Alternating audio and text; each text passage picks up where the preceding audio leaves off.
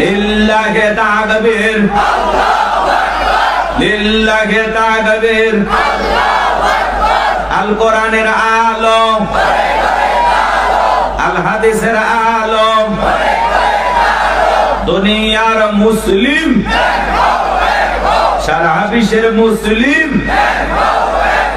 আমার নেতা তোমার নেতা, আমার নেতা তোমার নেতা। লিল্লাহি তাকবীর। আল কোরআনের আলো, আল হাদিসের আলো, দুর্নীতির আলো। হাত নামা। অনেকে ঝোঁকে তালে বলেই ফেলেছেন দুর্নীতির আলো ঘরে ঘরে জ্বালো। বাংলাদেশে দুর্নীতি দমন কমিশন আছে না নাই? এরপরে দুর্নীতি কমিশন নাকি ডিজিটাল কাজে বেরিয়ে চলেছে। দিন যত করা ছিল দুর্নীতির পাল্লা তত ভারী হচ্ছিল। কথা বলে ঠিক কিনা? আমরা চাই আমাদের প্রিয় মাতৃ বাংলাদেশ দুর্নীতি মুক্ত আল্লাহ কবুল করেছিল, বলুন আমিন। আমরা চাই আমাদের বাংলাদেশ মাদক মুক্ত আল্লাহ কবুল করেছিল, বলুন আমিন।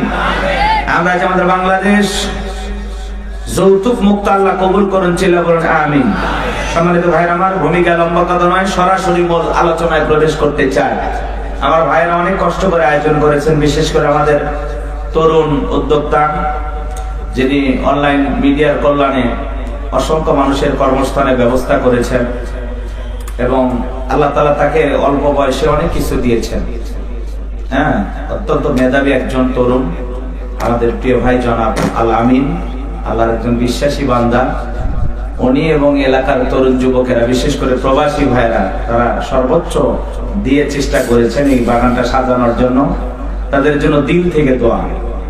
আমরা দোয়া করতেছি আল্লাহ পাক যেন তাদেরকে এইভাবে মৃত্যু পর্যন্ত ভালো কাজের আঞ্জাম দেওয়ার তৌফিক দান করেন। সকলে বলুন আমিন। তাদের মাধ্যমে যেভাবে জনগণের কল্যাণমুখী কাজ হচ্ছে, সমাজের মানুষ উপকৃত হচ্ছে, তরুণ যুবকেরা উপকৃত হচ্ছে, এইভাবে আলামিন ভাই সহ প্রবাসী ভাইদের এবার পাশে থাকার আল্লাহ তৌফিক দান করুন। আল্লাহ তার ব্যবসায় বরকত দান করুন। জোরে বলুন আমিন। আপনাদের এলাকার সন্তান, এই গ্রামের সন্তান, তাদের জন্য আপনাদের দোয়া ভালোবাসা থাকবে তো ইনশাআল্লাহ? থাকবে তো ইনশাআল্লাহ? তো চলুন, আমি ভূমিকা না দিয়ে সরাসরি আলোচনা করব। অনেকগুলো কথা বলবো, এই জন্য লম্বা আলোচনা করার নিয়ত আছে, কিন্তু দেখি আপনাদের ধৈর্য কতক্ষণ থাকে। আপনারা কি আমাকে একটু 12:30 পর্যন্ত সময় দেবেন নাকি? সারা রাত, আগামীকালকে যে প্রোগ্রাম হবে সারা রাত আলোচনা করার কোনো সুযোগ নেই। আমার সর্বোচ্চ 12:30টার মধ্যেই শেষ করবো ইনশাআল্লাহ। আমাকে 10টায় দিলে ভালো হতো, একটু এলোমেলো হয়ে গেল। আপনারা আমার জন্য একটু দোয়া করবেন। আমি একটু কষ্ট লাগতেছে ভিতরের দিক দিয়ে, একটু যেন কষ্টটা দূর হয়ে যায়। বিশেষ করে সকাল থেকে যে ঘাড়ের যে রক আছে না, এটা একটু ব্যথা করতেছে, এই আর কিচ্ছু না। কথা বলতে পারতেছি। আল্লাহ যেন তার এই গোলামকে কিছুটা সময় আপনাদের জন্য একটু সুস্থতা দান করেন। একটু জোরে বলেন আমিন। এগুলো বললে আবার অনেকে কষ্ট পায়, বুঝুন, মাইক ধরে বলা সুস্থ। হ্যাঁ, সমস্যা নেই, ইনশাআল্লাহ আমি আমার জায়গা থেকে চেষ্টা করবো। আপনারা আমার জন্য দোয়া করবেন তো ইনশাআল্লাহ? তো 12:30 পর্যন্ত কারা কারা থাকবেন না তারা হাত তোলেন, যারা থাকবেন না। আর যারা থাকবেন একটু কষ্ট করে 2 হাত তুলে বলেন ইনশাআল্লাহ। আর একটু জোরে বলেন ইনশাআল্লাহ। এই টাইমটা আমি চেয়ে নিলাম, এর মধ্যে আমি শেষ করবো ইনশাআল্লাহ, সর্বোচ্চ চেষ্টা করব। চলুন, আমি আপনাদের সামনে পবিত্র কোরআনুল কারীমের 41 নম্বর সূরা। চাচা, সারা রাত হবে না, এদিকে শোনেন, আমার কথা শোনেন বাবারা। আপনারা আবেগ বেশি, বুঝতে পারছি। চাচার মনে হয় বাড়িতে চাইতেই নাই নাকি? আচ্ছা, মনে করতেছে কোরআন শুনে সারা রাত কাটায়, আগে যা হয়েছে আমাদের বাড়িতে যাওয়া লাগবে। চাচা, এবার শোনেন, সূরাটির নাম হামিম আস-সাজদা। বলেন কি নাম? মোট আয়াত আছে 54টি, রুকু আছে 6টি। বিশ্বনবীর মক্কার জিন্দেগিতে আল্লাহ রাব্বুল আলামিন এই সূরাটি নাজিল করেছেন। আমি আপনাদের খেদমতে 30 নম্বর আয়াতে কারিমা তেলাওয়াত করেছি। আল্লাহ পাক যেন তার গোলামকে আপনাদের সামনে এই আয়াতকে সামনে রেখে কিছু কথা বলার তৌফিক দান করেন। সকলে বলুন আমিন। একটু জবান ছেড়ে সবাই একটু মহাব্বতে। কোরআনের কথা শুনতে কারো কোনো সমস্যা নাই তো? বলেন তো বাজান, কোরআনের মধ্যে কোনো ভেজাল আছে? কোনো মিথ্যা আছে? কোনো ধোঁকা আছে? থাকবে কি করে? কিতাবটি নাজিল করেছেন কে? আল্লাহ রাব্বুল আলামিন বলেন যালিকাল কিতাবু লা রাইবা ফীহি। আমার আল্লাহ রাব্বুল আলামিন বলেন এটি এমন একটি কিতাব, সেই কিতাবের মধ্যে কোনো সন্দেহ নাই, কোনো সংশয় নাই, কোনো মিথ্যা নাই, কোনো ধোঁকা নাই। there is no doubt, বলুন আল্লাহু আকবার। হুদাল লিল মুত্তাকিন, মুত্তাকি বান্দাদের জন্য গাইডলাইন হিসাবে, পথ প্রদর্শক হিসাবে আসমান থেকে কিতাবটি নাজিল করেছেন কে? সেই কিতাবের আলোচনা শুনলে লাভ না লস? লাভটাকে আমার আল্লাহ জানায় দিলেন, ওয়া ইযা কুরিয়াল কুরআনু ফাসতামিউ লাহু ওয়া আনসিতু লাআল্লাকুম তুরহামুন। সূরা আরাফ আয়াত নাম্বার 204। আমার আল্লাহ রাব্বুল আলামিন জানিয়ে দিলেন, তোমাদের সামনে যখন কোরআন পাঠ করা হয়, কোরআনের আলোচনা করা হয়, চুপ করে কান লাগিয়ে মনোযোগ সহকারে কোরআনের কথাগুলো শ্রবণ করো। যারা চুপচাপ কোরআনুল কারীমের কথাগুলো শ্রবণ করবে, আমার আল্লাহ রাব্বুল আলামিন আসমান থেকে তাদের উপরে আল্লাহ রহমত বৃষ্টির মতো নাজিল করবেন। বলুন সুবহানাল্লাহ। এই জায়গায় আল্লাহর রহমত নাজিল হইতেছে, আর আমরা সবাই বসে আছি জান্নাতের বাগানে। একটু চিল্লায়া বলেন না সুবহানাল্লাহ।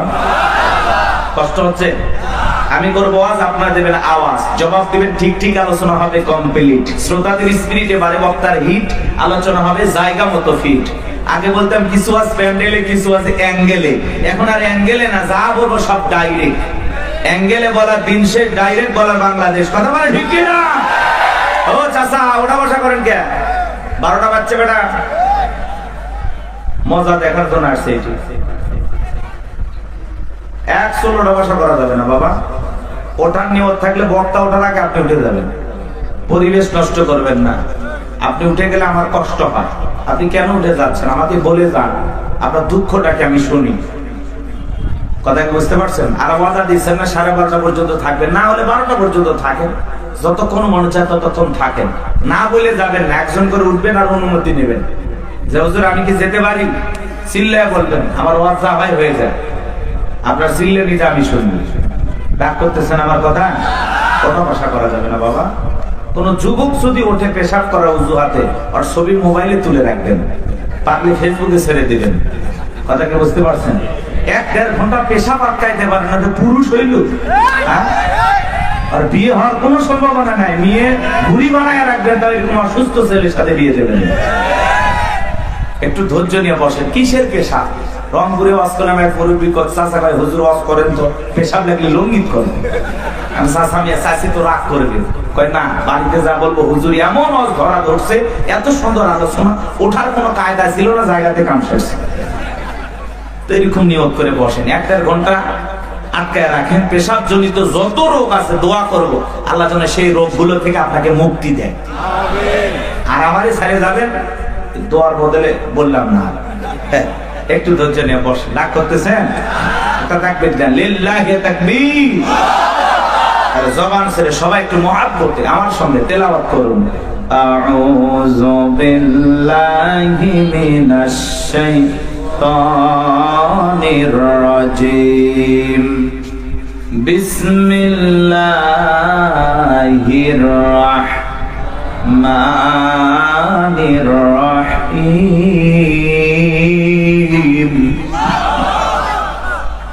বিতাড়িত মুরতাদ শয়তানের কাছ থেকে আল্লাহ পাকের কাছে আশ্রয় প্রার্থনা চাচ্ছি। পরম করুণাময় দয়ালু আল্লাহ তাআলার নামে শুরু করছি। আমরা যে কোনো কাজ শুরু করব কার নামে? আল্লাহর নামে কাজ শুরু করলে কল্যাণ আছে না নাই? বরকত আছে না নাই? আমার আল্লাহ রাব্বুল আলামিন বলেন, ইন্নাল্লাযীনা ক্বালু রাব্বুনাল্লাহু সুম্মা ইসতাকামু তাতানাজ্জালু আলাইহিমুল মালাইকাতু আল্লা তাখাফু ওয়া লা তাহজানু ওয়া আবশিরু বিল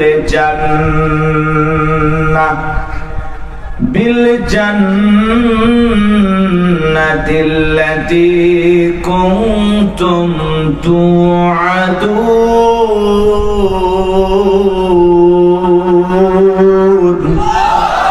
আরেকটু জোরে বলেন আল্লাহু আকবার। যে কোন আয়াত বা সূরা তাফসীর করতে হলে কোন প্রেক্ষাপটে কোন সময় আল্লাহ তাআলা সেই আয়াতটি বা সূরাটি নাজিল করেছেন, সে নাজিলের প্রেক্ষাপট জানার দরকার আছে না নাই? আরবিতে বলা হয় শানে নজুল। যদি শানে নজুল আলোচনা করা হয় তাহলে তাফসীর বুঝতে সহজ হয়। আল্লাহ তাআলা তার হাবিবের উপরে কোন প্রেক্ষাপটে কোন সময় আয়াতে কারিমাগুলো নাজিল করেছেন একটু কি জানা দরকার আছে না নাই? আমি কি একটু তুলে ধরবো? কষ্ট হবে না তো ইনশাআল্লাহ? তাকবীর দেন, লিল্লাহি তাকবীর।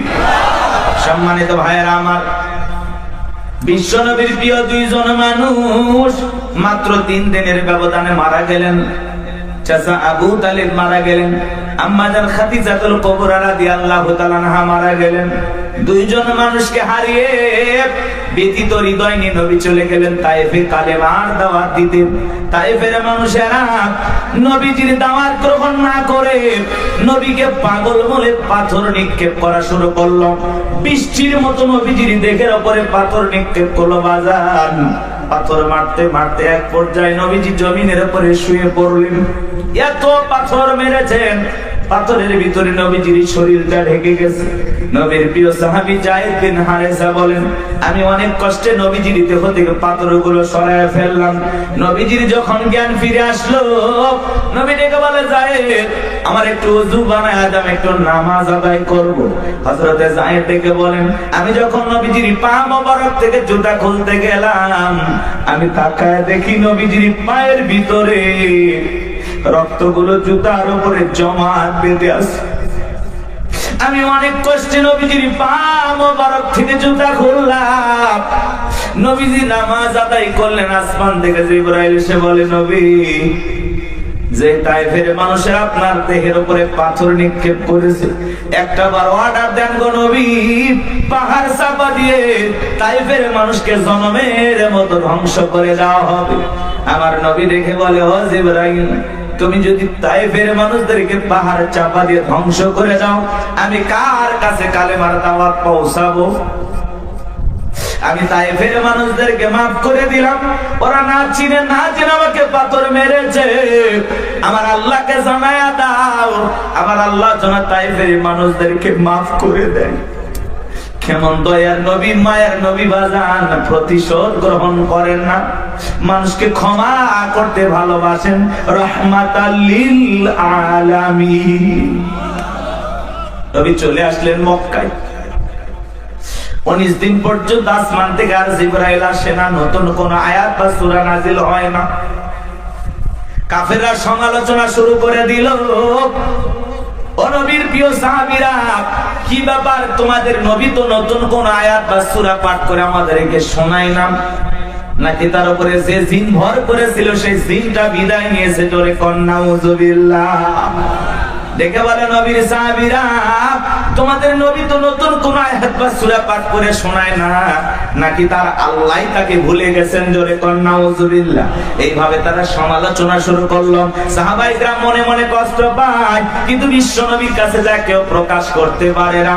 তখন আল্লাহ রাব্বুল আলামিন 19 দিন পরে জিবরাইলের মাধ্যমে এই পাওয়ারফুল আয়াতি কারিমাগুলো নাজিল করলেন। বলুন আল্লাহু আকবার। আমার আল্লাহ রাব্বুল আলামিন জানিয়ে দিলেন, ইন্নাল্লাযীনা ক্বালু রাব্বুনাল্লাহ,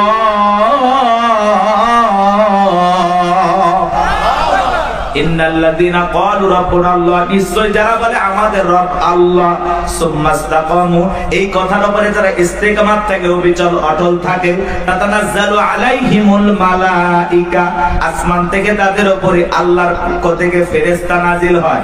ফেরেশতা নাজিল হয় 3 সময়। ফেরেশতা এসে বলে, আল্লাহ তাখাফু, ভয় পেও না, ওয়ালা তাহজানু, চিন্তা করো না, ওয়া আবশিরু বিল জান্নাতিল্লাতী কুনতুম তুআদুন,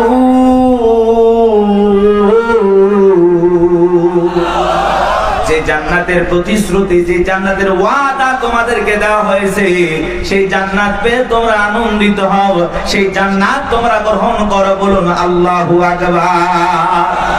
এটা হলো আয়াতের সরল অনুবাদ। এই যুবকে, তোমাদের ওয়াজ আছে বাবা, এখানে ওখানে যায় লাভ নাই, কোনো মেলা নাই, দোকান নাই। যুবকেরা খুব ভদ্র, ওগুলো আগেই বন্ধ করে দিচ্ছে, কারণ মেলা বসাইলে আড্ডা হয়, তাই না? ভালো মাহফিল, অনেক মাহফিলে মাহফিলও চলতেছে, মেলাও চলতেছে, দেখা যাচ্ছে প্যান্ডেলের চাইতে মেলায় লোক বেশি। কি বলেন? এই জন্য মেলা না হয় আপনারা খুশি হয়েছেন না? পাশেই তো শহর, আপনাদের পাশেই বাজার, তো খামাখা এখানে দোকানপাট লাগে। সম্মানিত ভাইরা আমার, দিল দিয়া কথাগুলো বোঝার চেষ্টা করবেন, বাজার মন খারাপ করবেন না। আমি যে কথা বলতে যাই গভীর মনোযোগ দিয়ে শুনে যান। আল্লাহ রাব্বুল আলামিন বলেন, ইন্নাল্লাযীনা ক্বালু রাব্বুনাল্লাহ, নিশ্চয়ই যারা বলে আমাদের রব আল্লাহ, সুম্মাস্তাকামু, এই কথার উপরে যারা ইস্তেকামাত থাকে, অবিচল অটল থাকে, দৃঢ় থাকে, মজবুত থাকে, ও টাঙ্গাইলের কালীহাতির মুসলমানেরা বলেন তো বাজান, রাস্তার দুই ধারে গাছ লাগানো থাকে কিনা? থাকে।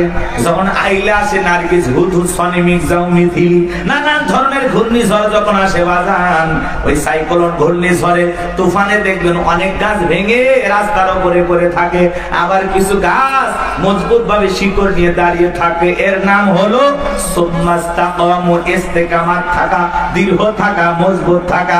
আপনি যখন বলবেন আল্লাহ আমার রব, এই কথার উপরে টিকে থাকতে হলে আপনি যখন বলবেন আমি আল্লাহর গোলাম, রবের গোলাম, এই কথার উপরে টিকে থাকতে গেলে আপনার উপরে মামলা আসবে, হামলা আসবে, নির্যাতন আসবে, জুলুম আসবে। হাজারো নির্যাতন, জেল জুলুম সহ্য করে, হাজারো বাতিলের চোখরাঙানি সহ্য করতে হবে।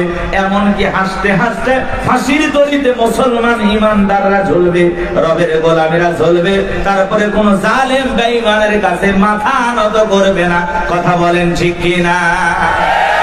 হাজারো নির্যাতন, জুলুম আপনার উপরে আসবে, হাজারো কষ্ট আপনাকে দেওয়া হবে। এরপরেও আপনি বলবেন কি?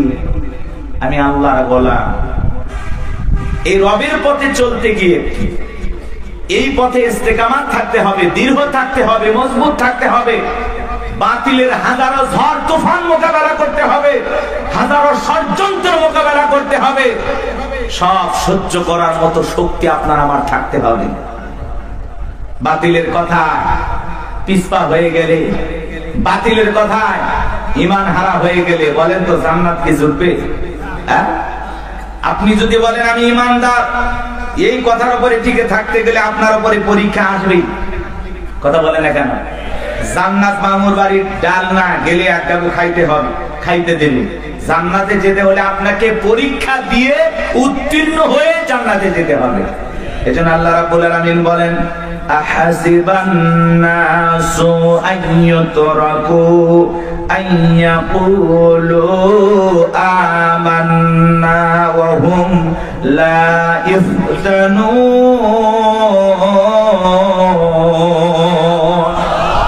আল্লাহ বলেন, মানুষেরা কি মনে করেছে ঈমান এনেছে কথা বললেই ছেড়ে দেওয়া হবে, তাদেরকে পরীক্ষা করা হবে না। আপনার আমার পূর্ববর্তী যারা পৃথিবীর জমিনে উম্মত নবী রাসূলের আগমন করেছিলেন, আল্লাহ তাআলা তাদেরকেও পরীক্ষা করে জেনেছেন ঈমানের দাবিতে কারা সত্যবাদী আর কারা মিথ্যাবাদী। আল্লাহ তাআলা আপনাকে আমাকেও পরীক্ষা করে জানবেন আমরাও ঈমানের দাবিতে কারা সত্যবাদী আর কারা মিথ্যাবাদী। কথা বলেন, ঈমান এনেছে কথা বললে আল্লাহ ছেড়ে দেবে না। আল্লাহ পরকাল বিশ্বাস করি কথা বললেই ছেড়ে দেবে না। আপনাকে আল্লাহ তাআলা পরীক্ষা করে দেখবেন। কি করবেন? এই কথার উপরে যারা ইস্তেকামাত থাকবে, অবিচল অটল থাকবে, আপনার হাত কাটতে পারে, পা কাটতে পারে, শুলিতে চড়াতে পারে, ফাঁসির দড়িতে ঝোলাইতে পারে, রিমান্ডে নিতে পারে, হাজারো নির্যাতন জুলুম করতে পারে। কথা বলেন, সবকিছু সবার মতো সহ্য করার মতো শক্তি আপনার থাকতে হবে। আর আপনি এমন ইমানদার, যদি দেখেন সামনে মিছিল ধরে নিয়ে যাচ্ছে, আজকে মিছিলে যাওয়ার দরকার নেই। আপনি এমন ইমানদার, বলে দাড়ি টুপি দেখলেই ধরতেছে, সেলুনেতে সেটা আপাতত দাড়ি কাটাতে অবস্থা খারাপ, পরে দাড়ি রাখা যাবে। এই ঈমান নিয়ে যান না, এই ঈমান নিয়ে যে অবস্থার ব্যাগতি দেখলে টুপি বাদ, দাড়ি বাদ, আছে না? কি বলেন? এরকম নিয়ম যদি হয়, ধরেন একটা জালেম শাসক আসলো, নিয়ম করে দিল বাংলাদেশে দাড়ি টুপি দেখলেই ধরো, কি বলেন? এত টুপি দাড়ি থাকবে? যার কিনা ঈমান দুর্বল, বউ বলতে জীবন আগে বাঁচাও। কথা কয় না? এই ঈমান নিয়ে জান্নাতে যাবেন। একটা সুন্নতের জন্য আপনি জীবন দিবেন, কিন্তু সুন্নত ছাড়া যাবে নাকি? কষ্ট হচ্ছে আপনাদের? মন খারাপ করতেছেন?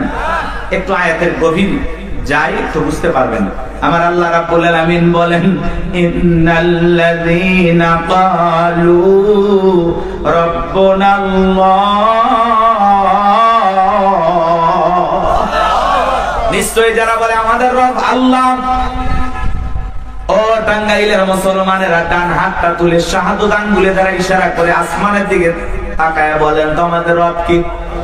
আরেকটু জোরে ডাক দেন কে? ভালোবেসে ডাক দেন আল্লাহ। আরেকটু জোরে বলেন আল্লাহ। আরো একবার বলেন আল্লাহ। আমার বাজান, এই যে আল্লাহ আল্লাহ বলে ডাক দিলাম, আমাদের আল্লাহ খুশি না বেজার? জবান দিয়ে কথাগুলো বোঝার এবং শোনার চেষ্টা করবেন বাজান। রূহের জগতে আল্লাহ রাব্বুল আলামিন আপনাকে আমাকে প্রশ্ন করে বলেছিলেন, আলাস্তু বিরাব্বিকুম, আমি কি তোমাদের রব নই? আমরা সেদিন সবাই জবাব দিয়ে বলেছিলাম, ক্বালু বালা, অবশ্যই আপনি আমাদের রব। এই পৃথিবীর জমিনে আসার পরে আল্লাহ রাব্বুল আলামিন সর্বপ্রথম যে ওহী নাযিল করেছেন, ইকরা বিসমি রাব্বিকাল্লাযী খালাক, পরে তোমার রবের নামে যিনি তোমাদেরকে সৃষ্টি করেছেন। এই আয়াতের ভিতরে রব শব্দ আছে না নাই? এই রবের জ্ঞান শিক্ষা দেওয়া হয় কোথায়? মসজিদ, মাদ্রাসা নাকি স্কুল কলেজে? জোরে বলেন। হ্যাঁ, মাদ্রাসায় আর স্কুলের দিকে তাকায় দেখেন বাজান, কত ছাত্র পড়াশোনা করে আর ব্যাগটা পিছনে ঝুলানো আছে, রাস্তার মধ্যে পেশাব করতে আছে, লিখতেছে। জিজ্ঞাসা করলাম, বাবা তোমাদের প্রাইমারি পেশাবখানায় কি আদব কায়দা শেখানো হয় না?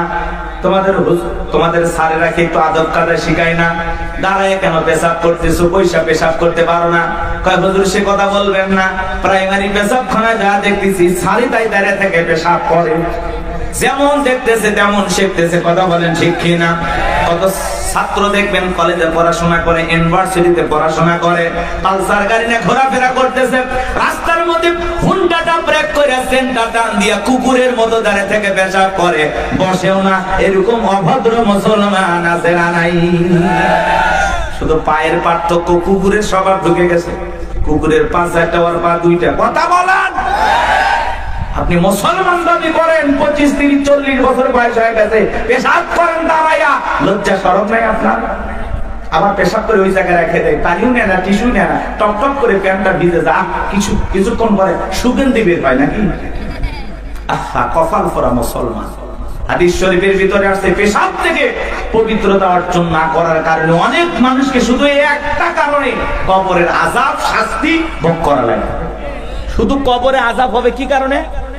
পেশাব থেকে পবিত্রতা অর্জন না করার কারণে। তাহলে চিন্তা করেন এটা কত বড় মারাত্মক গুনাহের কাজ।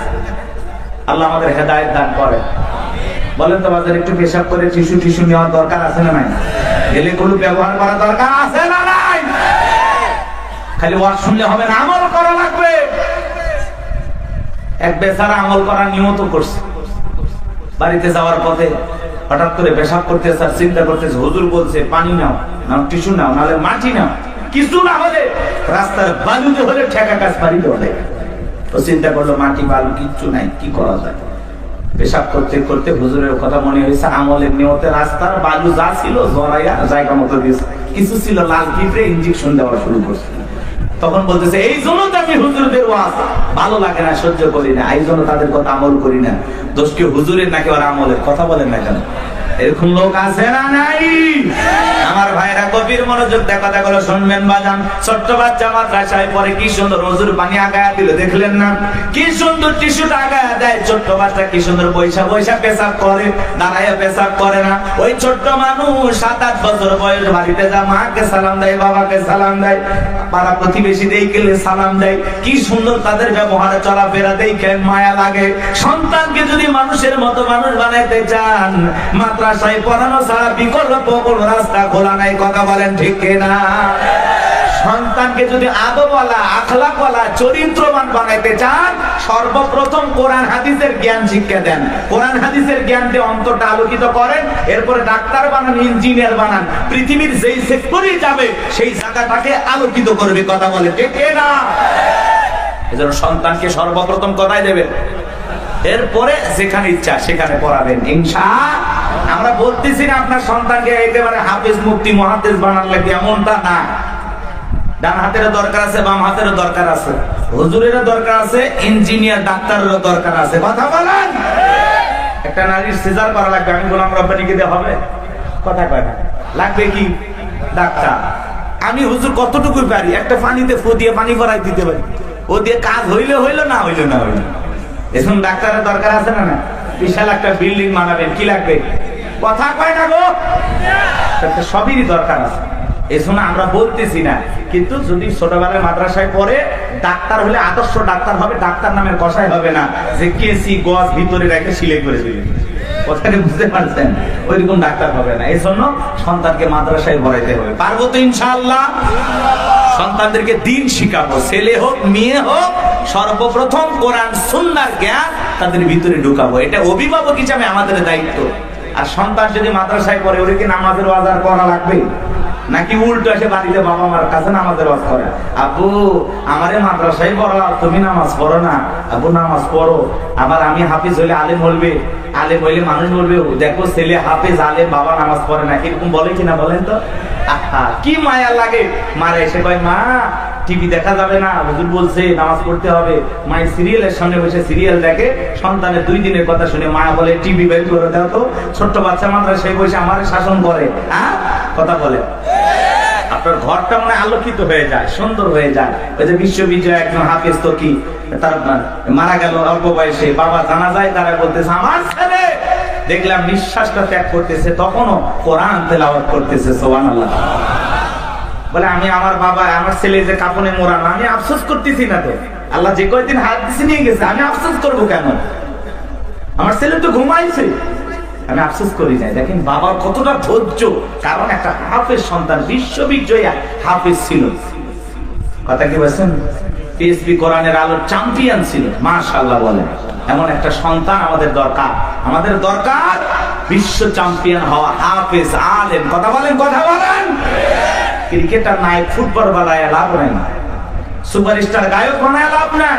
সন্তানকে বানাইতে হবে কোরআনের পাখি। কথা বলেন, পারবো তো ইনশাআল্লাহ? আল্লাহ কবুল করেন না? এটা জোরে বলেন আমিন। আল্লাহ যেন কবুল করেন, জোরে বলেন আমিন। সম্মানিত ভাইয়েরা, আমার দিল দিয়ে কথাগুলো বুঝবেন বাজান, সামনে গেলে মজা পাবেন, একটু কষ্ট মনের মধ্যে নেবেন না। আল্লাহ রাব্বুল আলামিন বলেন, ইকরা বিসমি রাব্বিকাল্লাযী খলাক, পড়ো তোমার রবের নামে যিনি তোমাদেরকে সৃষ্টি করেছেন। আয়াতের ভিতরে রব শব্দ আছে না নাই? পবিত্র কুরআনুল কারীমের 1 নাম্বার সূরা সূরাতুল ফাতিহার 1 নাম্বার আয়াত। জবান ছেড়ে সবাই আমার সঙ্গে তেলাওয়াত করুন, আলহামদুলিল্লাহি রাব্বিল আলামিন। সমস্ত প্রশংসা, যাবতীয় প্রশংসার একমাত্র মালিক তিনি, সৃষ্টিকুলের রব, আমাদের প্রতিপালক আল্লাহ যিনি।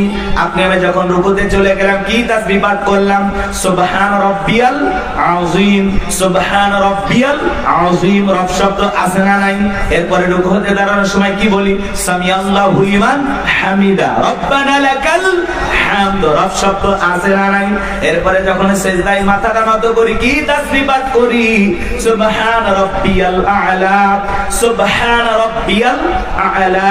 অনেকে দেখবেন খালি ফিসফিস করে, সুবহান সুবহান সুবহান সুবহান সুবহানাল্লাহ কয় না, সবিনের তেল কয়, আল্লাহ বলেন স্পষ্ট বোঝেন না, খালি সুবহান সুবহান সুবহান সুবহান। স্পষ্ট বলতে হবে আপনাকে, সুবহান রাব্বিয়াল আ'লা, সুবহান রাব্বিয়াল আ'লা।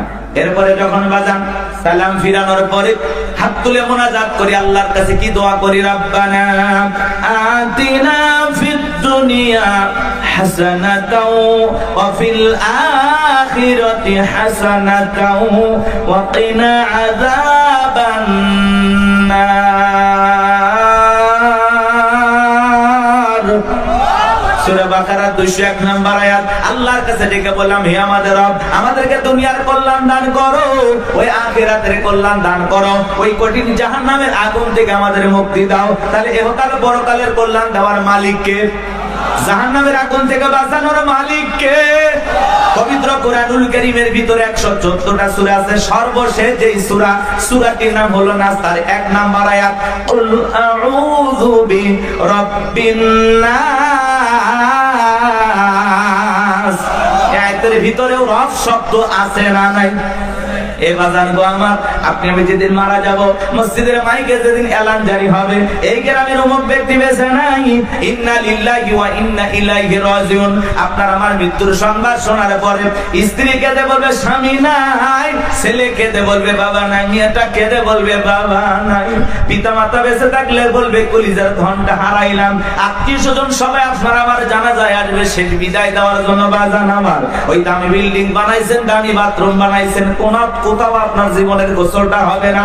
এমনও মানুষ আছে কোটি কোটি টাকা দিয়া সুন্দর করে ওয়াশরুমটা বানাইছে, কথা কয় না, কি ভিআইপি কারবার, জীবনের শেষ গোসলটা ওই দামি টয়লেটে হবে না, কথা বলেন না কেন? ওই 4-5 কোটি টাকা খরচ করেছেন, ওই জায়গায় হবে না বাজান। ওখান থেকে বের করে চোখের উপরে শোয়া মশারি টাঙাইয়া দেখে রঙিন পোশাক কইলা বড়ই পাতার গরম পানি দিয়া গোসল করাবে, আতর সুরমা লাগায় জনমের মতো সাজাবে, সাদা কাপড়ে চকলেটের মতো মরাইয়া মসজিদের কাটিয়াতে তুইলা 4 জন বরযাত্রী দইরা এক পা দুপা করে কবরস্থানে নিয়ে যাবে। ওই কবরে 3 জন ব্যক্তি নামবে বাজার লাশটা রাখার জন্য। মনে হবে রায় বুঝি শান্তি, কিন্তু না, কবরের লাশটা রেখে মুখটা কেবলে মুখি কইরা এক একে সবাই উঠে আসবে। ওই কবরে থাকা ব্যক্তি কবরে শুয়ে থেকে দুরাকাত একটু একটু দেখতে পাইনি। এরপরে যখন বাসার বিছানা বিছায়া দেবে, ছিদ্রগুলো দিয়ে হালকা একটু আলো কবরে প্রবেশ করবে। এরপরে যখন মাটি চতুর্দিক দিয়ে দিয়া যাবে বাজার, উপরে যখন মাটির চাপা দিয়া দেবে, কবরটা হয়ে যাবে ঘোর অন্ধকার। কবরে রেখে আত্মীয় স্বজন বন্ধু বান্ধব ছেলে মেয়ে সবাই চলে আসবে। কবরে থাকা ব্যক্তি ওদের পায়ের আওয়াজ শুনতে পাবে, চিৎকার মেরে ডেকে বলবে আমাকে একা রাইখা যাও না, আমাকে সঙ্গে নিয়ে যাও। কবরে থাকা ব্যক্তির চিৎকার দুনিয়ার কেউ শুনতে পাবে।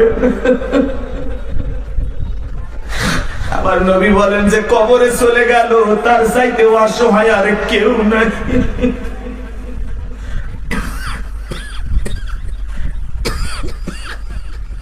আমার নবীজি বলেছেন, ক্বালা রাসূলুল্লাহ সাল্লাল্লাহু আলাইহি ওয়াসাল্লাম, ইন্নামাল কুবুরু রাওযাতুম মিন রিয়াদিল জান্নাহ আও হুফরাতুম মিন হুফারিন নার। রাহু তিরমিজি।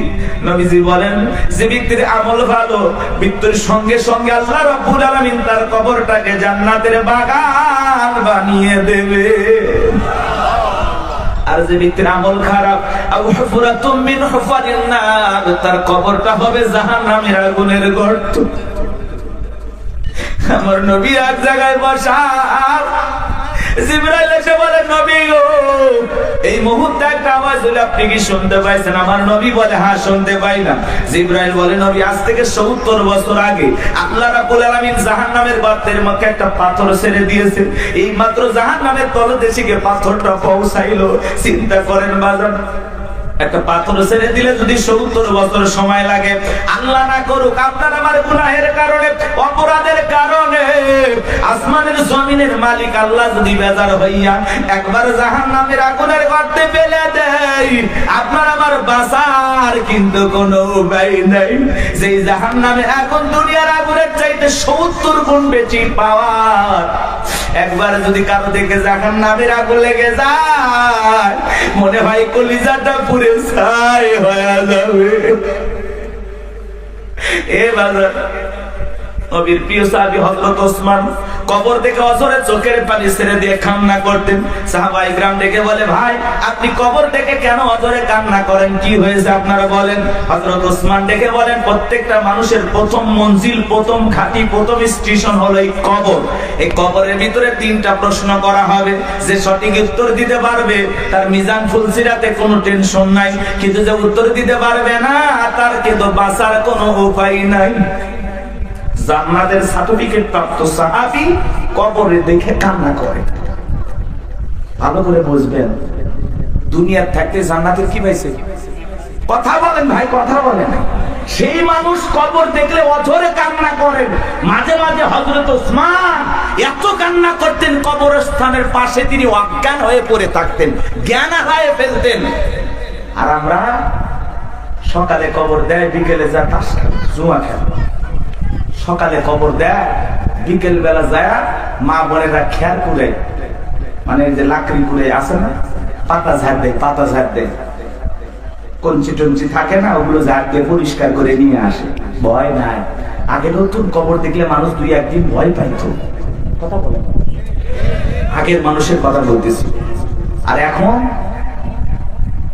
কবরস্থান দেখে কোনো ভয় নাই, কবরস্থানে গিয়ে হাসাহাসি করে। আহা, মানুষ মানুষ আর মানুষ নাই তো। মানুষ মরে গেছে, সেই মানুষের সাথেও জুলুম করে, আছে না নাই ভাই? চিন্তা করেন, একটা বার চিন্তা করেন, একটা মিনিট চিন্তা করেন, আপনি মারা গেছেন, কি হবে আপনার? কিভাবে আপনাকে বিদায় দেওয়া হচ্ছে? একটু চিন্তা করে দেখেন। কার জন্য কি করতেছেন? দুনিয়ার মায়ের করে কি না করতেছেন? সব ঠেলায় যেতে হবে। ওই কবর কিন্তু জায়গা ভালো না, সবাইকে যাওয়া লাগবে। কবর কঠিন জায়গা।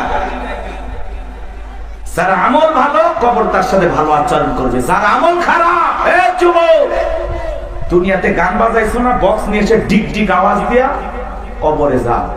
দুনিয়ার মাটি যেরকম গান বাজনার আওয়াজে কাঁপাইছো, এই কবর একদিন তোরে কোলে নিয়ে কাঁপাবে। কথা বলেন ঠিক কিনা? কি হবে সেদিন তোমার? কবর কিন্তু জায়গা ভালো না, কবর বড় কঠিন জায়গা। কথা বলেন না কেন? 6 দিন পরে নখ খসে যাবে, 9 দিন পরে চুল। কবর গাগির সামান নিতে কইরো না কেউ ভুল। কবর জায়গা ভালো নয়, কবর জায়গা ভালো নয়, কবর জায়গা ভালো নয়। আমল দিয়ে কবর গৃহ সাজায়া নিতে হয়। 17 দিনে পেট ফেটে শেষ, পোকার খাদ্য হবে। 7 দিন পরে গোশ থাকবে না, কঙ্কাল পরে রবে। চিন্তা করেন, ইস, এই সুন্দর দেহ, কত রং বেরঙের সাবান শ্যাম্পু, কত কিছু ব্যবহার করলাম, কত মেডিসিন, কত তেল। কবরে গেলে দেহের গোস্তগুলো খসে পড়বে, পেটটা ফুলে ফেটে যাবে, পোকাগুলো খিলবিল করে নাক মুক্তি ঢুকে যাবে, চুলের সৌন্দর্য শেষ, একদিন মাটি হয়ে যাবে সবকিছু। কি নির্মম পরিস্থিতি আমার সামনে, কি কষ্টের দিন আমার সামনে। আর আমি সেই দিনগুলোর ব্যাপারে দেখিয়া দুনিয়া পাইছি, পাগল হয়ে গেছি। কথা বলে না কেন ভাই? কত মানুষের কবর ভেঙে যায়, লাশটার দুর্গন্ধ, নাকি কাপড় দেওয়া লাগে। চিন্তা করেন আপনার আমার কি হবে? 17 দিনে পেট ফেটে শেষ, পোকার খাদ্য হবে। 7 দিন পরে গোশ থাকবে না, কঙ্কাল পরে রবে। 90 দিন হাড়গুলি সব, 90 দিন হাড়গুলি সব আলাদা হয়ে রয়। কবর জায়গা ভালো নয়, কবর জায়গা ভালো নয়, কবর জায়গা ভালো নয়। আমল দিয়ে কবর গৃহ সাজায়া দিতে হয়। ওই কবরের ভিতরে 3টা প্রশ্ন করা হবে বাজান। 1 নাম্বার প্রশ্ন করা হবে, মার রব্বুকা, তোমার রবকে। জীবনের পরতে পরতে সব জায়গায় রব, রুহের জগৎ থেকে শুরু করে জীবনের সব জায়গায় রব রব রব। আমরা যেন রবকে ভুলে না যাই। ওই কবরের ভিতরে 1 নাম্বার প্রশ্ন করা হবে, মার রব্বুকা, তোমার রবকে। যারা দুনিয়াতে রবের সাথে সম্পর্ক ভালো ছিল, যারা রবের গোলামি করেছে, রবের বিধান মোতাবেক চলেছে, যাদের রবের সাথে সম্পর্কটা গভীর ছিল, তাদেরকে যখন প্রশ্ন করা হবে মার রব্বুকা, আল্লাহর সে নেককার মুমিন মুত্তাকি বান্দা জবাব দিয়ে বলবে, রব্বি আল্লাহ, রব্বি আল্লাহ, আমার রব আমার আল্লাহ। কিন্তু যারা এই দুনিয়ার জমিনে নাফরমানি করেছে, যারা বলে খাও দাও ফুর্তি করো, দুনিয়াটা মস্ত বড়, শয়তানের ওয়াসওয়াসায় পড়ে যারা মিসগাইড হয়েছে, ভুল পথে পরিচালিত হয়েছে, এই দুনিয়ার জমিনে যারা শয়তানের গোলামি করেছে, তাদেরকে যখন প্রশ্ন করা হবে মার রব্বুকা, তোমার রবকে, আল্লাহর সেই সমস্ত বদকার, আল্লাহর সেই সমস্ত অবাধ্য গোলামেরা জবাব দিতে পারবে না, ফেল ফেল করে তাকায় থাকবে। নেককাররা জবাব দেবে, আর বদকার গুনাহগাররা জবাব দিতে পারবে না, ফেল ফেল করে তাকায় থাকবে। ওরা বলবে কি কয়, হ্যাঁ আফসোস, কি কয় আমি তো বুঝি না। মার রব্বুকা, জিজ্ঞাসা করবে তোমার রব কে। আরে ভাই, জীবনে কোনোদিন অফিসে গেলেন না, বসকে চিনবেন কি করে? কথা কয় না। এই যে দুনিয়াতে যারা আল্লাহর গোলামি করতেছে, কি মনে করেন 5 ওয়াক্ত নামাজ পড়ে লোকটা ঠকে গেছে? না, কোরআন সুন্নাহ দিয়ে জীবন সাজায় লোকটা ঠকে গেছে? না, ঠকে নাই। এই যে আমরা দুনিয়াতে আল্লাহর গোলামি করতেছি, এই গোলামির বেতন হিসাবে আল্লাহ আমাদেরকে দেবেন জান্নাত। সুবহানাল্লাহ। এই গোলামির বেতন হিসাবে আমরা পাবো জান্নাত, আর বোনাস হলো দিদারে ইলাহি, আল্লাহ পাকের সাথে জান্নাতীদের সাক্ষাৎ। সুবহানাল্লাহ। বেতনও আছে, বোনাসও আছে, কিন্তু দুনিয়াতে গোলামি করে কবরে যাওয়া লাগবে। আপনি এক ওয়াক্ত নামাজ পড়েন না, রবের সাথে সম্পর্ক নাই, কেমনে জান্নাতে যাবেন? কথা কয় না ভাই? আপনি তো আল্লাহর অফিসই চেনেন না। আল্লাহর অফিস কোথায় চেনেন? কথা কয় না, কথা কয় না। রাগ করতেছেন নাকি? এগুলো বললে অনেকে খারাপ লাগে। এক জায়গায় ওয়াজ করলেন, হুজুর মৃত্যুর ওয়াজ এইভাবে করিয়েন না, ভয় লাগে।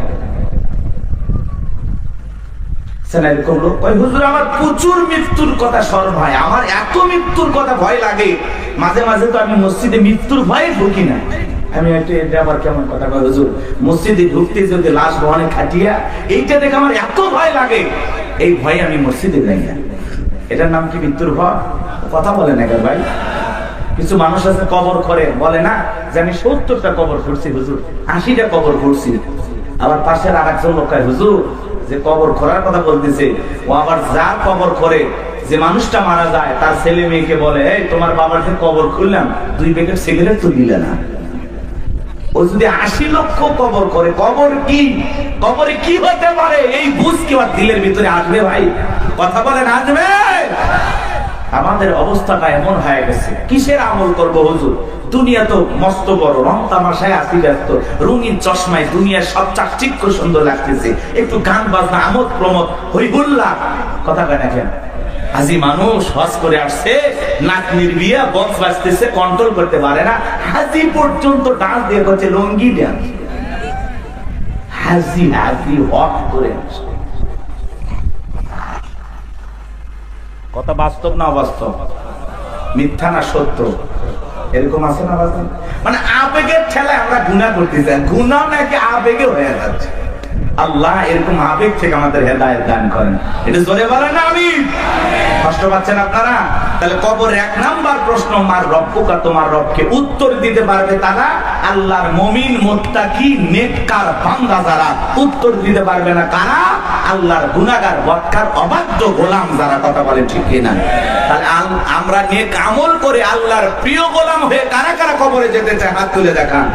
আল্লাহ আমাদের সবাইকে নেক আমল করা তৌফিক দান করুন। চিল্লা বলুন আমিন। আর একটু জোরে বলুন আমিন। ওয়াজ কি শেষ?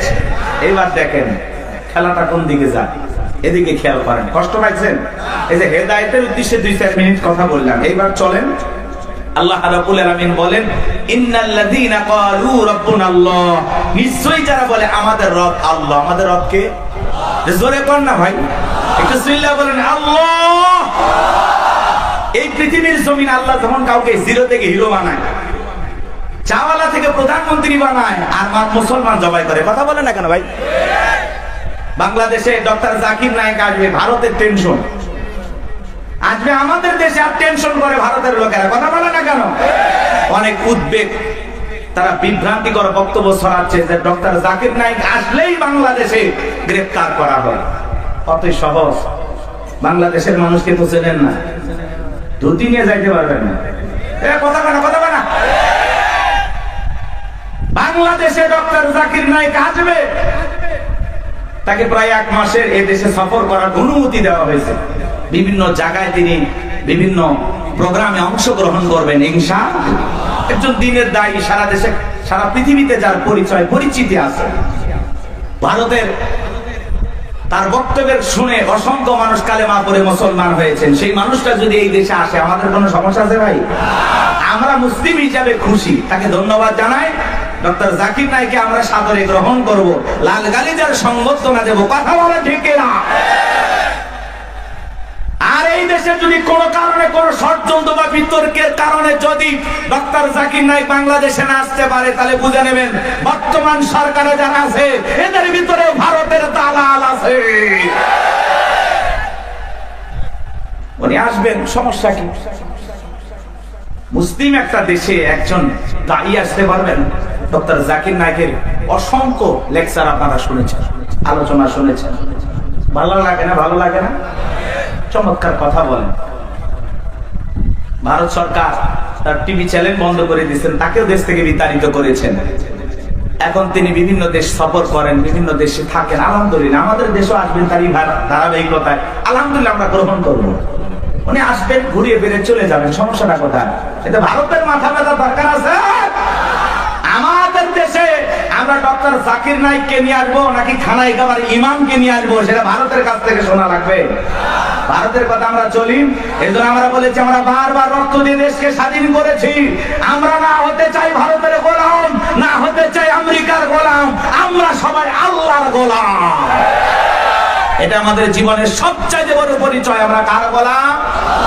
আল্লাহর গোলাম। আমরা দুনিয়াতে কারো গোলামি করার জন্য জন্ম হই নাই, আমরা গোলামি করবো একজন, আর তিনি আমাদের রব, তিনি আমাদের সব। কথা বলে ঠিক না? ডক্টর জাকির নায়েক আসতেছে খুব দ্রুত, 28 নভেম্বরের মধ্যেই বাংলাদেশে আসবেন ইনশাআল্লাহ। আর এই সফরকে আল্লাহ কবুল করেন। একটু জোরে বলেন না আমিন। এটা নিয়ে ভারতের মাথা ব্যথা, অনেক টেনশন, মিডিয়াতে অনেক আলোচনা, তুমুল আলোচনা, সমালোচনা চলতেছে, বিতর্ক চলতেছে। সব বিতর্কের অবসান ঘটবে উনি যখন বাংলাদেশ বিমানবন্দরে পৌঁছাবে। আশা করি উনি আসবে ইনশাআল্লাহ। আমার ভাইয়েরা, দিল দিয়ে কথাগুলো বোঝার চেষ্টা করবেন। ইন্নাল্লাযীনা ক্বালু রাব্বুনাল্লাহ, নিশ্চয়ই যারা বলে আমাদের রব আল্লাহ। গভীর মনোযোগ দিয়ে কথাগুলো শুনবেন বাজান। এই পৃথিবীর জমিনে আল্লাহ কাউকে জিরো থেকে হিরো বানায়, সাওয়ালা থেকে প্রধানমন্ত্রী বানায়। নিঃস্ব পৃথিবীতে কেউ বেঁচে নাই। সিল্লা বলে দুনিয়াতে আমার কেউ নাই। সেই মানুষটাকে আল্লাহ নিঃস্ব থেকে ক্ষমতার চেয়ারে বসায়। সেই মানুষটাও ক্ষমতার চেয়ারে বসে জুলুম করে, অত্যাচার করে। কথা বলেন ঠিক কিনা?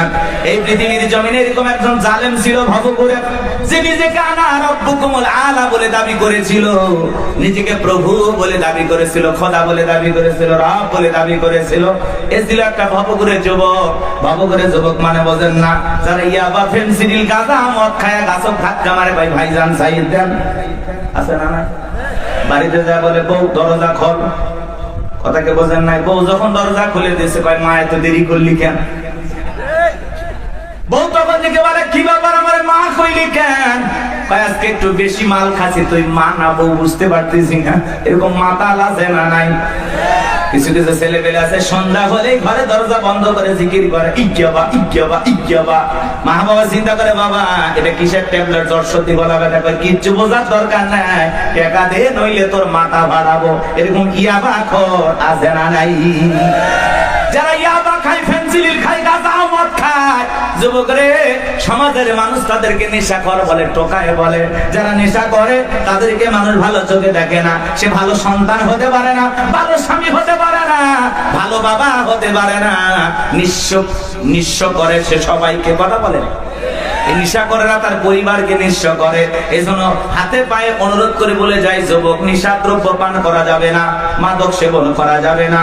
যে মুখে মা, সেই মুখে মাদক তোলা যাবে না। মাদককে না বলুন। কথা বোঝে না? কথা বলে, মাদক সেবন করা যাবে, নিশা দ্রব্য পান করা যাবে। যারা মদ পান করবে এদের জন্য জান্নাত হালাল না হারাম? ওদের জন্য জান্নাত হারাম হয়ে যাবে। জান্নাত যদি হারাম হয়ে যাবেন কোথায়? এই জন্য আমরা দুনিয়াতে নিজেরাই মদ আল্লাহ তাআলা হারাম করে দিয়েছেন। আমি আমার উপরে এটা হারাম মানবো যে না, আল্লাহ হারাম করে দিয়েছেন, এই মদকে আমি স্পর্শ করব না। আমি জান্নাতে যাই শরাব পান করব। শরাবের ঝর্ণা আছে, সুবহানাল্লাহ কম, মধুর ঝর্ণা, দুধের ঝর্ণা, পানির ঝর্ণা, শরাবের ঝর্ণা। হাতের স্পর্শ ছাড়া কি পান করতেছে? সুবহানাল্লাহ। জান্নাত যে কত সুখের জায়গা, কেমনে বোঝাবো? ও কল্পনা করা যায় না। আল্লাহ এত সুন্দর করে জান্নাত বানাইছে, সুবহানাল্লাহ বলেন। কষ্ট হচ্ছে আপনাদের? তাহলে এই যুবক নেশাদ্রব্য পান করা যাবে? যাবে? এগুলো আজে বাজে ফালতু জিনিস না খাইয়া, ওই ইয়াবা ফেনসিডিল না খাই, ওই টাকাটা জমায়া বউকে মাসে একটা করে 3 পিস উপহার দাও। কিছু না পাইলে অন্তত 12টা মাসে 12টা বাসর এক পাইবা। কথা কোন ঠিক কি না? হ্যাঁ, আলামিন ভাইয়ের কাছ থেকে যদি সুন্দর একটা শাড়ি দিতে পারো তো কথাই নাই। মেয়েরা সবচেয়ে পছন্দ করে কোন কালারের শাড়ি জানো? নীল কালারের শাড়ি। কথা কয় না?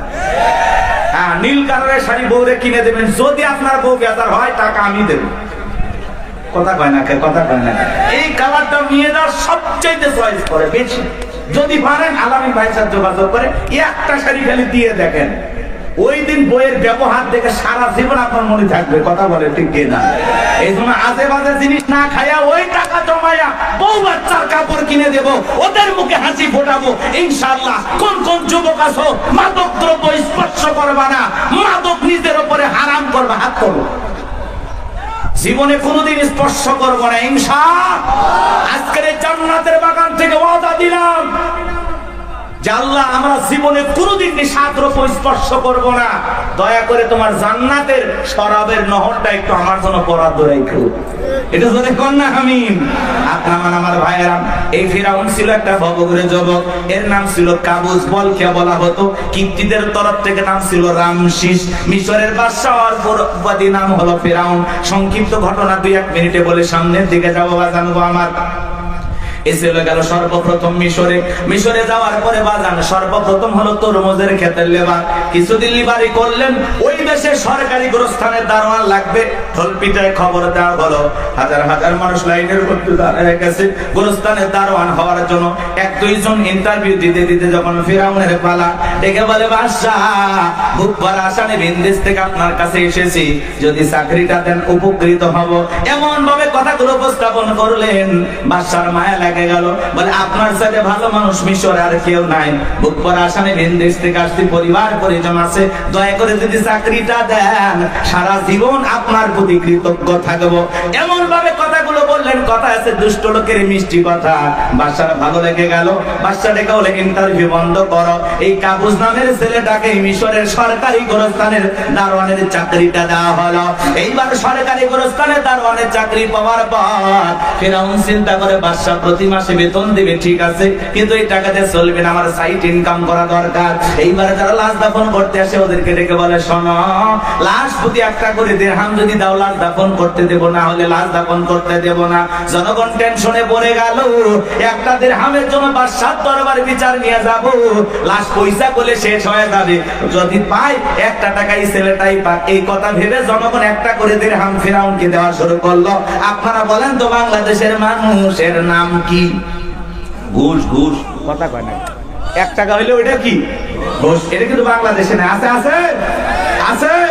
শোনো এই দেশটার গল্প করি, দেশটা মনে হয় স্বপ্নপুরী, সুদখোর ঘুষখোর মদখোর জুয়াখোর হেতায় আছে ভুরি ভুরি, হেতায় আছে ভুরি ভুরি।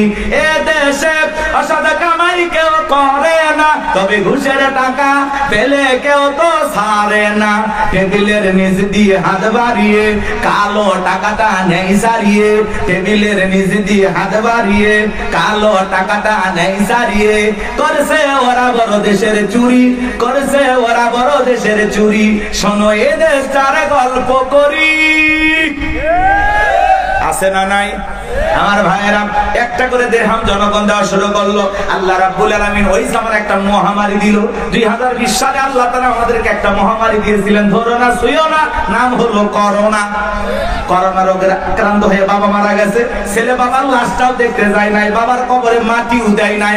বাবার সম্পত্তি ভালো লাগে, মৃত বাবার লাশকে বোঝা মনে হয়। কথা বলে। মায়ের করোনা হয়েছে, জঙ্গলে ফেলা আসছে। বন্ধুর করোনা হয়েছে, বন্ধু দেখতে যায় নাই। ভাইয়ের করোনা হয়েছে, ভাই দেখতে যায় নাই। স্বামীর করোনা হয়েছে, স্ত্রীর কাছে যায় নাই। খাবারের প্লেটটা সাজায় লম্বা একটা বাঁশের লাঠি দিয়ে আস্তে করে স্বামীর ঘরে খাবার ঢুকায় দিয়েছে। কথা বলেন। স্বামী যখন সুস্থ হয়েছে, বিবি কাছে ডাইকে বলে, জোসনার বাপ, আমি তোমার যে কত ভালোবাসি তুমি জানো না। শাড়িটা দিয়ে সুন্দর করে মুখটা মোছায় দিতেছে, আর ডেকে বলে, জোসনার বাপ, তাহাজ্জুদ পড়ে পড়ে তোমার জন্য দোয়া করেছি, আল্লাহ আমার জোসনার বাপের হায়াত বাড়ায় দাও। স্বামী মনে মনে হাসে আর বলে, বিবি রে, তুই যে আমার কত ভালোবাসিস আমার বোঝা হয়ে গেছে। আমি যখন অসুস্থ ছিলাম জানালা দরজার দিকে তাকায় থাকতাম, এই বুঝি দরজা জানালা খুলে গল্প করবি, 2টা কথা বলবি, একবারও দেখা করলি না। মোবাইলে তোর ছবি দেখে দেখে মনের দুঃখের কথা ভুলে যাইতাম। তুই যে আমার কত ভালোবাসিস প্রমাণ আমি পাইছি। আমি যখন অসুস্থ ছিলাম আমারে তুই বাঁশ দিয়া খাওয়াইছিস। কথা কয় না, কথা কয় না। এজন্য করোনা মহামারী বুঝে দিয়েছে দুনিয়াতে কেউ কারো আপন না। কথা বলেন, কথা বলেন, সত্য না মিথ্যা? ওই সময় একটা আতঙ্ক ভয়, কেউ কারো কাছে যায় নাই বাজান আমার। এই দুনিয়াতে একটা করোনা মহামারীতে মানুষ মারা গেল, মানুষ আর একটা মানুষের কাছে গেল না, বাবার কাছে সন্তান গেল না। তাহলে ভেবে দেখেন বাজান, দুনিয়াতে কেউ কারো আপন না, সব মিথ্যা মায়া, মিথ্যা মায়া। কথা কয় না গো? আপনি কি মনে করেন আপনি মারা গেলে আপনার পরিবারের লোকজন আপনাকে ছাড়া অচল হয়ে যাবে, তারা ভেঙে পড়বে? কিচ্ছু হবে না তাদের। আপনি মরে গেলেও আপন গতিতে আপনার পরিবারের লোকজন তাদের জীবন সাজাবে, আপনার জন্য কেউ অপেক্ষা করবে না, আপনার জন্য পৃথিবীর কোনো কিছু থেমে থাকবে না, না দোকান, না ব্যবসা প্রতিষ্ঠান, না আপনার স্ত্রী, না আপনার সন্তান, না আপনার ব্যবসা বাণিজ্য, ক্ষেত খামার, কোনো কিছুই থেমে থাকবে না। আপনি মরে গেলেও সব আপন গতিতেই চলবে। কথা বলে ঠিক না? বরং আমরাই বেশি বেশি ভাবতেছি যে আমি মরে গেলে আমার পরিবারের কি হবে না হবে, ওদের কথা ভাবতে গিয়ে আমরা আখিরাত ভুলে গেছি। এজন্য আসুন আখিরাতকে টার্গেট করি। কথা কয় না কেন?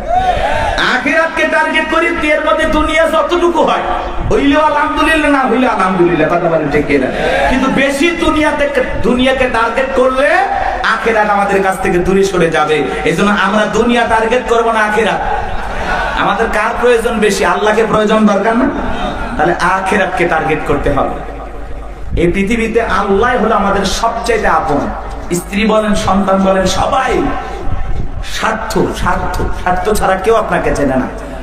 পুরুষ হলো টাকা কামানোর মেশিন। পুরুষের টাকা আছে, পুরুষের পাশে সবাই আছে। পুরুষের টাকা নেই, পকেট ফাঁকা, রাস্তার ভিক্ষুক আপনার সাথে দেখা করবে না। কথা বলে ঠিক? টাকা আছে, পুরুষের সম্মান আছে, টাকা আছে, পুরুষকে সবাই চেনে। কথাকে বোঝেন না? ওই যে গান শুনছেন না, গান শুনছেন, ওইদিকে যাবো না, রাগ করছেন আপনারা, তো রাগ করতেছেন। ওয়াজ কি করবো না দোয়া করবো বলেন? আচ্ছা বলেন তো, পুরুষ হলো প্রয়োজন মিটানোর মেশিন। টাকার প্রয়োজন, সম্পদের প্রয়োজন, কথা কয় না কেন? এই প্রয়োজন মিটানোর জন্য আল্লাহ আমাদের দুনিয়ায় পাঠাইছে। কথা কি বুঝতে পারতেছেন বাজান? মন খারাপ করবেন না। যে কথা বলতে চাচ্ছিলাম বাজান, দিল দিয়ে কথাগুলো বোঝার চেষ্টা করবেন, গভীর মনোযোগ দেবেন, সামনে গেলে মজা পাবেন। হে যুবক, তোমরা নিরাশ হয় না, তোমরা যুবক, আমিও যুবক, তোমাদের মনের দুঃখটা কি বুঝি। একটু অপেক্ষা করো, তোমাদের জন্য স্পেশাল কিছু আলোচনা মাথার মেমোরিতে সেভ করা আছে, সময় মতো ডাউনলোড দিয়ে শোনায় দিব। মা বোনরা বসে আছেন, মা একেবারে নিরাশ হবেন না। মা মহিলা প্যান্ডেলে মা বোনদের জায়গা হচ্ছে না, আমি শুনেছি। আর পাগলিদের জায়গা একটু বেশি লাগে, তার ঘরেও যেরকম দখল করতে চায়, বাহিরে গেলে দখল করতেছে। কথা কন না কেন? এই যে মা বোনদের জন্য কিছু ওয়াজ করা দরকার আছে না নাই? কিছু বাঁকা পথে মা বোন চলে, বাঁকা পথে চলা মা বোনদেরকে ওয়াজের মাধ্যমে আজকে একটু সোজা করা হবে। একটু সময় দেন, জানতে চাই। আমার ভাইয়েরা চলেন সামনের দিকে যায় বাজান। ওই ডায়রিয়া কলেরা মহামারীতে হাজার হাজার মানুষ মারা গেল, আর ফিরাউনের পকেটে টাকা ঢুকলো। টাকা পাইতে পাইতে এত টাকার মালিক হয়ে গেল বাজান, টাকা রাখার কারণ কোনো জায়গায় নাই। এবার বাদশার দরবারে একদিন চলে আসছে, বাদশা আমার কাছে কিছু টাকা পয়সা আছে, এলাকায় যারা গরিব মানুষ হাজরা দিতে পারে না, দুঃখী মানুষ খাইতে পারে না, আমি তাদের একটু জনসেবামূলক কাজ করতে চাই। বাদশাটাকে বলে, বাবা এই তো ভালো উদ্যোগ, তোমার মতো ছেলে ঘরে ঘরে জন্ম নেওয়া দরকার। এইবার জনগণের সে সমস্ত টাকাগুলো নিয়ে আসা গরিব মানুষের মাঝে বিতরণ করলেন, খাজনা পরিশোধ করে দিলেন। বলেন তো টাঙ্গাইলের মুসলমান বুঝে থাকলে বলেন তো টাকাগুলো ছিল কার? নেতা যে মাইক ধরে বলতেছে 5 লাখ দেব, টাকা পাবে কোথা থেকে? আসমানের ফেরেশতারা প্যাকেট পাঠাবে নাকি? ভালো করে বুঝবেন কোন টাকা কোন জায়গায় যায়। আমাদের গাইবান্ধার আঞ্চলিক ভাষা একটা কথা বলে, মাছের তেল দিয়ে মাছ ভাজা। কথা কি বুঝতে পারতেছেন? জনগণের টাকা জনগণের মাঝে বিতরণ করে ফাও ফাও বাহাবা পাইলু। জনগণ ঠিক বলে, আহারে রাজ্যের বাদশা যদি এই ব্যক্তি না হইয়া গোরস্থানের ছেলেটা হইতো, না জানি আমাদের কপাল খুলে যেত। নির্বাচনের আগে একটু জনসেবামূলক কাজ করা দরকার আছে না নাই? আমার এলাকায় এক নেতা কাঁচা রাস্তা মানে মাটি রাস্তা পর্যন্ত বাজান ইট পাড়তেছে, 2 গাড়ি ইট পাড়তেছে। মানুষজন বলে, বাবা ইট পাড়তেছে, তুমি তো এখনো নেতা হয় নাই, কারণটা কি? ছেলেটা বলতেছে, আপাতত ইট পাড়ে দিলাম, আর ভবিষ্যতে আমার মার্কায় যদি সিলমারে এলাকার নেতা বানা দিতে পারেন, আমার 1 নাম্বার টার্গেট এই কাঁচা রাস্তা পাকা করা। এই রাস্তাতে আপনাদের ছেলে মেয়ে স্কুলে যাইতে পারে না, আপনারা হাটে বাজারে যাইতে পারেন না, মাঝে মাঝে আপনাদের কথা মনে হলে রাতে ঘুম আসে না। কি অভিনয়! নেতা হতে গেলে অভিনয় জানার দরকার আছে তো না? কথা কয় না? যারাই নেতা এরা কিন্তু পুরোটা কি অভিনেতা। অভিনয় না জানলে নেতা হওয়া যায় না বাজান। ভালো করে বোঝার চেষ্টা করবেন। জনগণ বিশ্বাস করে যদি নেতার মার্কায় সিল মারে নেতাকে নির্বাচিত করে, নেতা তো এলাকায় থাকে না, ঢাকা শহরে বান্ধবী নিয়ে ঘুমায়, কথা বলেন ঠিক কি না? মার্কা থাকে যে কয়দিন নেতার আনা কোনা সে কয়দিন। আমরাও জনগণ কম খারাপ না। 1.5 টাকার বিড়ি আর 3 টাকার চা খায় কি স্লোগান। বল্টু ভাইয়ের চরিত্র ফুলের মতো পবিত্র। নামাজ পড়ে কক্ত গাঁজা খায় 5 ওয়াক্ত কুমসুরিতে বাঁকা ভক্ত। শয়তানের 1 নাম্বার ভক্ত। হুজুরের জন্য খুবই শক্ত চুষে খাই গরিবের রক্ত। পোস্টার লেখা আছে গরিবের বন্ধু, ভোট দিয়ে দেখেন গরিবের কয় নাম্বার শত্রু, কথা বলে। রাস্তার একটা ভিক্ষুক মহিলার দিকে 500 টাকা দিয়ে বলে, আপনার চেহারার মাঝে আমি আমার মাকে খুঁজে পাই। আম গাছে জাম গাছে নেতার ছবি ঝুলানো থাকে, নির্বাচিত হওয়ার পরে এলাকায় থাকে না। আম গাছে জাম গাছে বিদ্যুতের খুঁটিতে নেতার বিশাল বিশাল ছবি, আর লেখা আছে আমি অমুক নেতা, যারা গালি বদনা। পবিত্র ঈদুল আজহার শুভেচ্ছা, পবিত্র ঈদুল ফিতরের শুভেচ্ছা। খালি ব্যানার দিয়ে শুভেচ্ছা জানায়, জীবনে কোনোদিন আর কাছে আসে না। এই নেতা ওই ব্যানার লক্ষ লক্ষ টাকা দিয়ে না বানাইয়া, ওই ব্যানারের টাকা দিয়ে যদি গরিব দুঃখী মানুষের মাঝে বিতরণ করো, তোমার ব্যানার লাগবে না গো, ব্যানার লাগবে না। জনগণ তোমার মার্কায় জায়গা মতো সিল মেরে দেবে।